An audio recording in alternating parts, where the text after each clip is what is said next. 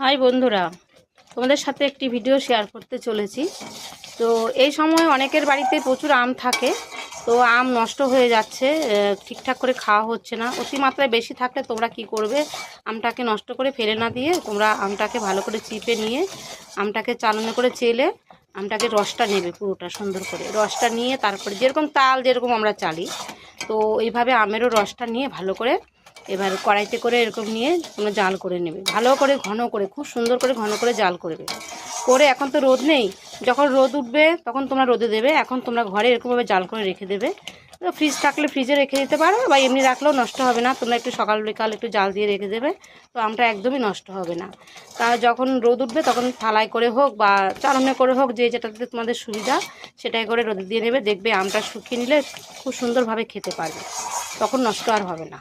যখন বেশি জিনিসটা ঘরে থাকে তখন খাওয়া হয় না, তো সেভাবে নষ্ট হয়ে যায়। তাই বলবো যে এটাকে সংরক্ষণ করে রেখে দিলে পরেও খাওয়া যায়। তাই বলবো এভাবে করে সুন্দর করে ঘন করে, আমটা একটু টক টক থাকে তাহলে একটু চিনি দেবে, আর যদি খুব মিষ্টি আম হয় তাহলে আর চিনি কিছুই দিতে হবে না, শুধু এমনি করে জাল করে নেবে, ভালো করে ঘনত্ব করে জাল করে রেখে দেবে। তো এইভাবে করে তোমরা করে নিয়ে আমটাকে রেখে খেতে পারো। তো ভিডিওটা এখানে রাখছি, টাটা, সকলে ভালো থেকো, সুস্থ থেকো, বাই।